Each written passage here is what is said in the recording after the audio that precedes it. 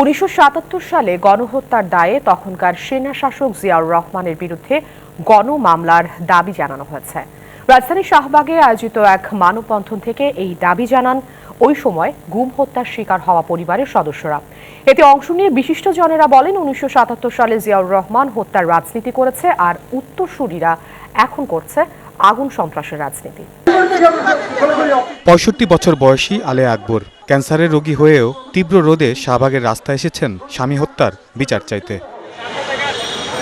বিমান বাহিনীতে কর্মরত অবস্থায় আলী আকবরকে 1977 সালের 2রা অক্টোবর সেনা সদস্যরা তুলে নিয়ে যায়, আর ফিরে আসেননি তিনি। 20 বছর পরে জানানো হয় ফাঁসিতে ঝুলানো হয়েছিল তাকে।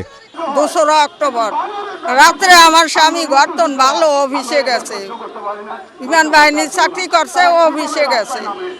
অফিস তো না আর হিরিয়াই নাই, আর ভাই নেই স্বামীরে, মরও ভাই নেই, যেতও ভাই নেই। আমার স্বামী যেদিন গেছে এরপর দিনই আমার একটা সন্তান হয়েছে। এই ছেলে করে লইয়া আমি বহুত কষ্ট করছি, দুঃখ করছি। মানুষের দুয়ারে দুয়ারে আল্লাহর হস্তে চাইয়া তার ছেলে করে ভরাইছি বহুত মানুষ, কিন্তু স্বামীর লাশও ভাই নাই, আর 4টা পয়সাও ভাই নাই, কেউই দেয় নাই। একই দিনে তুলে নিয়ে যাওয়া হয়েছিল বিমান বাহিনীতে কর্মরত সার্জেন্ট মুশরাফুল আলম, কর্পোরাল মোবারক আলী সহ আরও অনেককে। আমার বাবা ডিউটি অবস্থায় ছিল, তাকে তো আজ পর্যন্ত বাবার কোনো লাশ পাইলাম না। বাবার কবর কোথায়, বাবার মৃত্যু দিবস কি তাও জানি না। মানে এরকমই হতভাগা সন্তান, 6 মাস বয়স থেকে দাঁড়িয়ে দাঁড়িয়ে ঘুরতেছি শুধু বাবার বিচারের জন্য, আজ পর্যন্ত কোনো বিচার পাইনি। বাবাকে ধরে নিয়ে যাওয়ার পর থেকে শুনেছি কেন্দ্রীয় কারাগারে বাবাকে ফাঁসি হয়েছে। যে আমরা তো জানি না, মানববন্ধনে এখানে দাঁড়িয়েছি, আমরা বিচারের জন্য দাঁড়িয়েছি, দাঁড়িয়ে দাঁড়িয়ে ঘুরছি।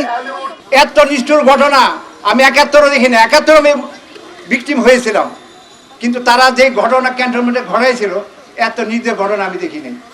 বুধবার গুমের শিকার ব্যক্তিদের স্মরণে আন্তর্জাতিক দিবসে 1977 সালের এমন গুম খুনের শিকার অনেকের পরিবার রাজধানীর জাতীয় জাদুঘরের সামনে মানববন্ধন রচনা করে।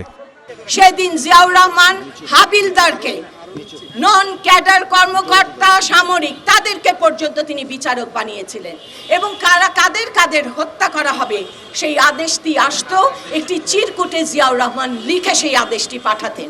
আপনারা জানেন না, যেটুকু সেটুকু হচ্ছে, জিয়াউর রহমান টর্চার সেল বানিয়েছিলেন। সেই টর্চার সেলে তাদের নিয়ে যাওয়া হতো, 50 থেকে 60 জনকে একসঙ্গে উলঙ্গ করে রাখা হতো, তাদের উপর অমানবিক নির্যাতন চালানো হতো। আপনারা সবাই জেনারেল জিয়াউর রহমানের বিরুদ্ধে মামলা করুন। 2 নম্বর, জিয়াউর রহমানের যাতে মরণোত্তর বিচার হয়, এবং তার সাথে যারা সহযোগী ছিল তাদেরও যেন বিচার হয়। কাপুরুষ তারেক জিয়া, খুনি তারেক জিয়া পালিয়ে আছে লন্ডনে। আসুক, সাহস থাকলে আসুক আমাদের দেশে, এসে দাঁড়াক। জিয়ার নাম ধরে এই সংসদ ভবনের কাছে একটি স্থাপনা তৈরি করা হয়েছে। সেই যে স্থাপনা, সেটিকে বুলডোজার দিয়ে ভেঙে ফেলতে হবে। এই জিয়ার নামের কোনো স্থাপনা, এই খুনি জিয়ার, পাকিস্তানি দালাল জিয়ার নামে কোনো স্থাপনা সংসদ ভবনের কাছে থাকতে পারে না। এটিকে অবশ্যই অনতিবিলম্বে সরিয়ে দিতে হবে। তারা জানান, সেনাশাসক জেনারেল জিয়াউর রহমানের নির্দেশে গঠিত বিশেষ সামরিক ট্রাইব্যুনালের কথিত বিচারে ফাঁসি হওয়া 209 জনের নাম পরিচয় পাওয়া যায়, কিন্তু ওই ঘটনার জেরে মৃতের সংখ্যা ছিল 1143 জন। তেমনি কারাগার ভোগ করেছিলেন সেনা ও বিমান বাহিনীর 2500 সদস্য। Saiful Jewel, DBC news, Dhaka.